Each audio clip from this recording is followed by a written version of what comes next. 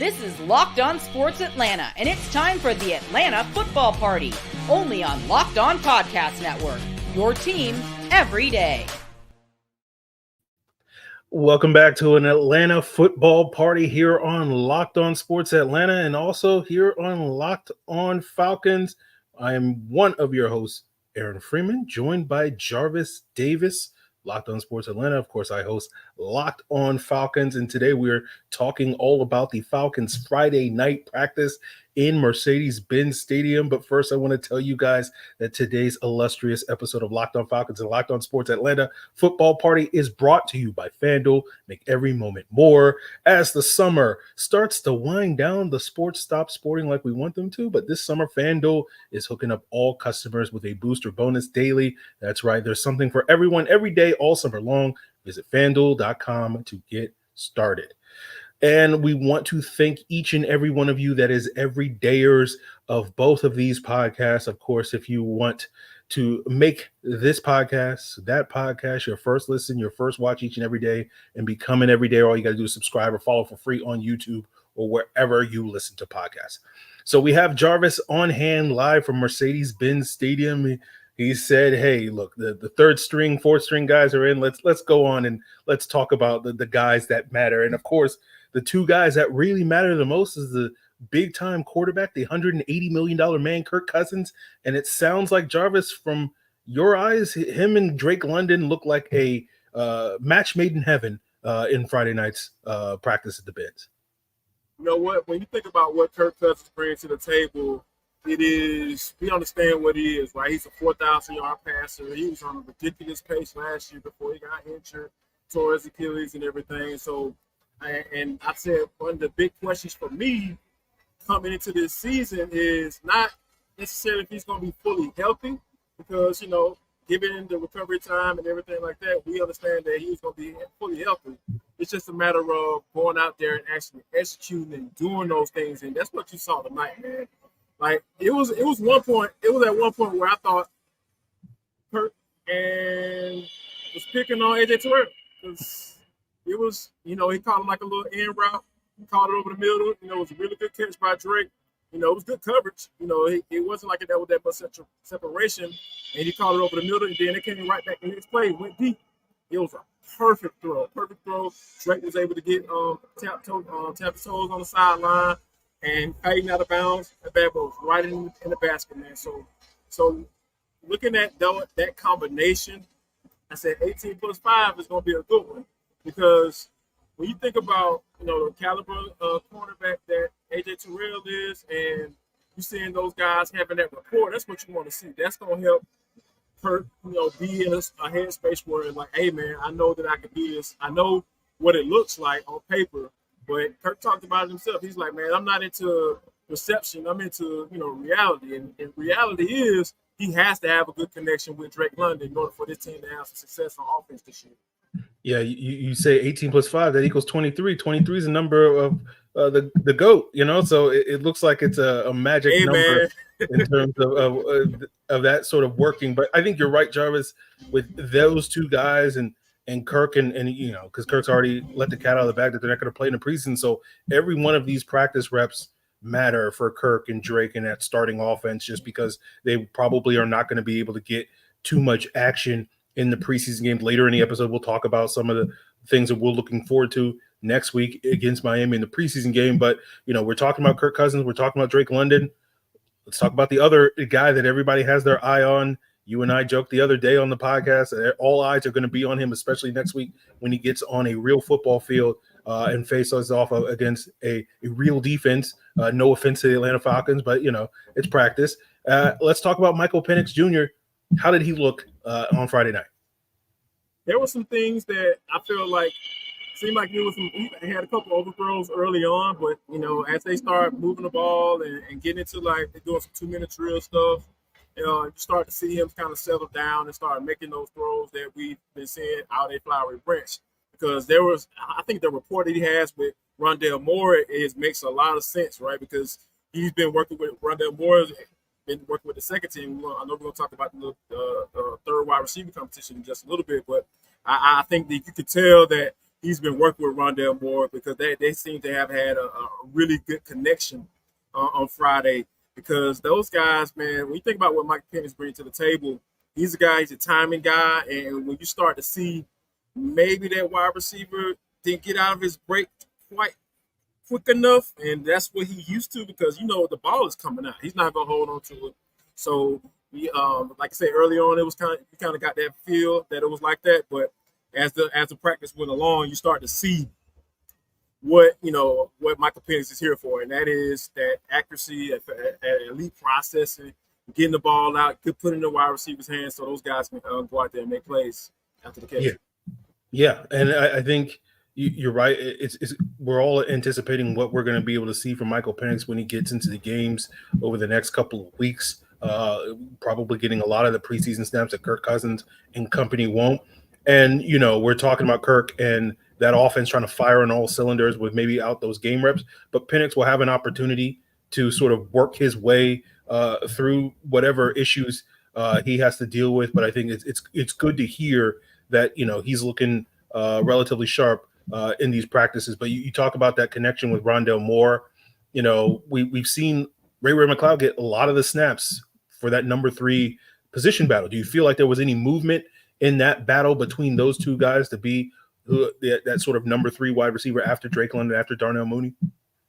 To be honest with you, like you said, Ray-Ray McCloud is the clear-cut guy, but I like what I saw from Rondale Moore this evening. So those are some of the things that I feel like he's going to have to continue to do, because I feel like Ray-Ray McCloud almost established himself. Like, hey, I'm in the leader. I'm the pole leader right now. If I can use a Raheem Moore's term, he's the pole leader right now, and I think that he's going to have to continue to have that consistency if he's going to break that. But I think right now Ray-Ray McCloud is the clear-cut leader, and Rondale Moore is going to have to continue, because we had conversations about this on your show and on Atlanta Football Party as well about feeling that Rondale Moore. I felt like Rondale Moore was the guy that would probably step into that role right away. But when Ike Hilliard when he came in and spoke to the media, he was talking about how Ray-Ray McCloud is going to play wide receiver, and he's been a special teams guy, but he's coming here to play wide receiver. And then coaches, they don't say a lot, but when you got to listen though when they're speaking, because he kind of gave us a hint into what he was thinking Ray-Ray McCloud was going to bring to the table, and we've seen that consistently through these 2 weeks of practice. Yeah, obviously Ike Hilliard knows Ray-Ray McCloud from their shared days in Pittsburgh.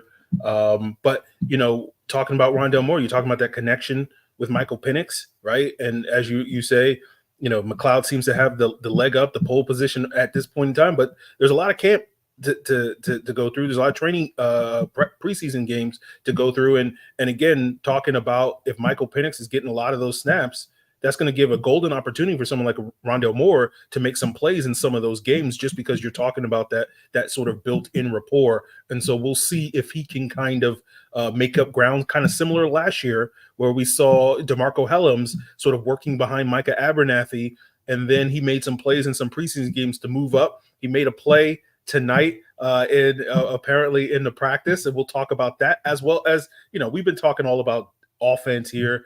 Jarvis don't care about no stinking offense. He wants to talk about that trench play. It's all about the D, baby. We'll get into sort of what movement we have on the defensive line as we continue today's Locked On Falcons, Locked On Sports Atlanta Football Party.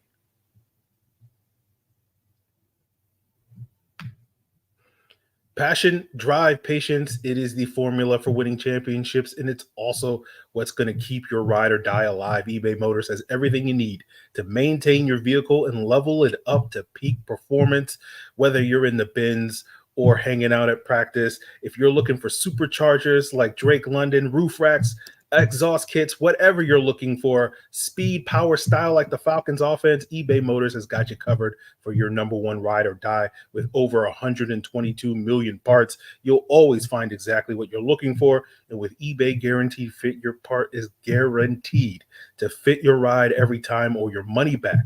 Because with eBay Motors, you're burning rubber, not cash, baby. With all the parts you need at the prices you want, it's easy to make your car the MVP and bring home huge wins. Keep your ride or die alive at ebaymotors.com. Eligible items only. Exclusions apply. eBay guaranteed fit. Only available to U.S. customers.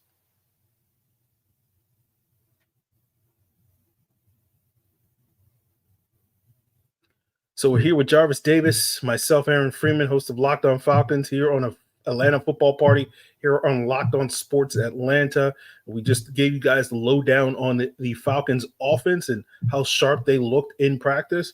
Jarvis, give us the lowdown on this defensive line depth. I know Raheem Moore spoke before practice talking about how deep they are at that D-line, and that's by design.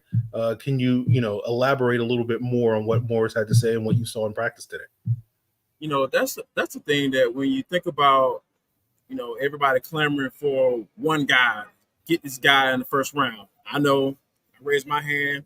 For those watching on YouTube, I am raising my hand right now physically because man, go get this guy, get the guy. But when you actually look at it, you think about how we talked about on your show as far as like establishing himself in that run game and having some disruptors up front and the interior to be able to hold it down from a run game standpoint, and then kind of morphing into finding one or two guys or maybe even three guys that can get home on that edge from third and long. But it's he said, Raheem even said that he had a vision as to what that could look like, through that transition period. And of course he didn't tell me because, I'm like, hey man, give us a little insight, man. But you know how coaches are.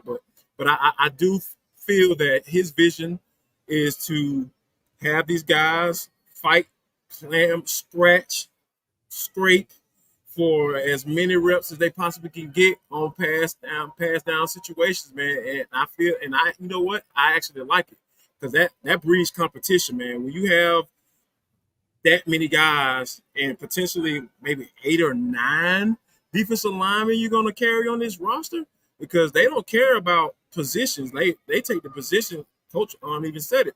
They take the positions out. And Terry Fontenot as well. They said they take the positions out. They just put the guys' names up there. Okay, who do we need to keep? And when you think about it from that standpoint, you kind of understand, like, okay, these guys are trying to breed competition, have these guys battle it out, and whoever is the guy that's the most productive, that's who's going to get to play more, regardless of draft position or how long you've been on this team. And I love it when you talk about the competition like that. Now, was there anybody in particular that popped to you watching practice? I know a player that has not necessarily gotten as much attention as maybe some other guys on that defensive line front in Demone Harris, player the Falcons brought in like middle of camp last year, made some plays in a couple of preseason games and was on the practice squad for most of last year. Is he a guy that's making strides, that's making a push to maybe potentially make the roster? Yeah, man, I think so, because when you think about from the edge standpoint, that's the position you need to be playing if you're on this team and you're trying to squeeze in another extra spot, because we understand with what's going on with the special teams and all of that, that situation with the kickoff and kickoff return, like that could be a way a guy like Demone Harris can get in, because when you think about those players being in such close proximity, more than likely, we saw even last night in the preseason opener in the Hall of Fame game, you saw some more bigger guys out there because they're in such close proximity. You got to be able to get your hands on those guys and lock in, or you're gonna have to be able to move your feet so you can get in front of those guys. So I'll be interested to see how they kind of work that in. But I think Demone Harris is a guy that can really get himself into position to be able to make this squad with a versus looking at in years past, like he might not have, because of the mindset and how the structure was with Arthur Smith and Terry Fontenot at the helm. But one more guy, man, I gotta talk about. I gotta throw him out there, man. Dude, DeMarco Hellams. I told you that's my favorite to win that starting spot. I know it's going to be hard. He's going to have to continue to be consistent. But, man, he caught Ray-Ray McCloud over the middle so bad, to the point where Drake London tried to come up and, like, hey, man, that's your teammate right there. Or, he probably said something else, something I can't say on this show right now. but it's not FCC regulated, or whatever. But I think Hellams is a guy that I like, man. Kind of throwback type safety, and he proved that tonight, man. He made Michael Penix pump fake one time by throwing that ball over the middle, dude. He was like, "Hey, man, I got to do what I got to do. I'm competing for a spot, man. I got to put my shoulder pads." And he didn't even run through him. That's what made it even worse. He just kind of ducked it here, put his pads on him. And dude, that man dropped the ball and everything, man. That man gave up everything. So, but yeah, he's another guy that really popped tonight. And Hellams is a guy that I got a chance to talk to when he first came in as a rookie, and when you see him and not necessarily sure about a lot of stuff and what's going on to now be having that confidence, being able to say, man, I'm here to establish myself. I know we're teammates, but if you come across that middle, you're gonna catch something. Yeah. And as I mentioned earlier, like he was a player that kind of was working with the third string at the beginning of last year's summer and worked his way up into the second string because he was able to make plays in games. And we may see something like that this summer, right? Where Richie Grant has kind of been the front runner at that safety spot. It hasn't been as much of a competition, I think, up to this point as a lot of people thought it would be. But as we say, DeMarco Hellams a gamer, right? You put him in the stadium and all of a sudden, he starts making plays. And so it'll be interesting to see. Different. It'll be interesting to see how that develops over the next couple of weeks with some upcoming preseason games and more opportunities for him to make plays. But speaking of some upcoming preseason games, of course, the Falcons are traveling to Miami next week to face off against the Dolphins. But, they have a couple of days of joint practices that are going to be important to sort of set the table for that preseason game during the weekend. And Jarvis and I will wrap up today's Atlanta football party talking about some of the things that we're looking forward to next week in Miami.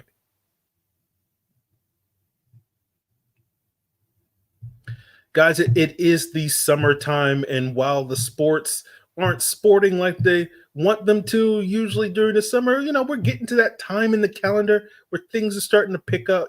Baseball's still going strong. You got the Olympics. We got upcoming preseason games. You want to put some action on a Falcons preseason game? Well, you can do that over at FanDuel, and they are hooking up all their customers with a daily boost or bonus. There's something for everyone every day, all summer long. All you got to do is head over to FanDuel.com, and you can make the most out of your summer. And whether you're into the upcoming Falcons preseason games, you want to bet on the Olympics, Major League Baseball, you got the upcoming NFL and NBA, NHL season. It's all coming to you available at FanDuel. So head on over to FanDuel.com right now. See where you want to put your action, put your money where your mouth is at FanDuel.com, and make the most out of your summer. FanDuel is an official sports betting partner of Major League Baseball.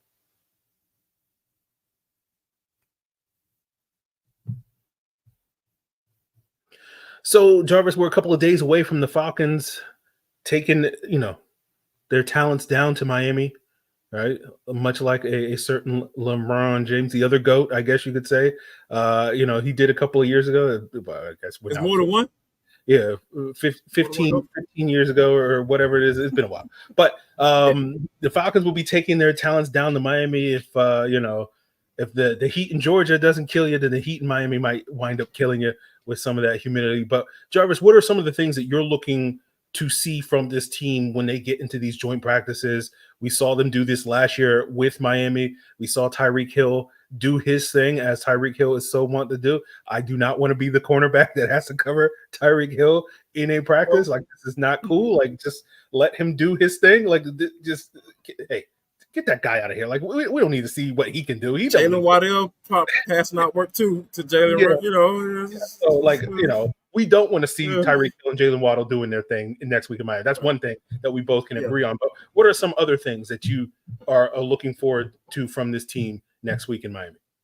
To be honest with you, man, the cool thing about these joint practices is I think that the players are, if you were to poll all of them,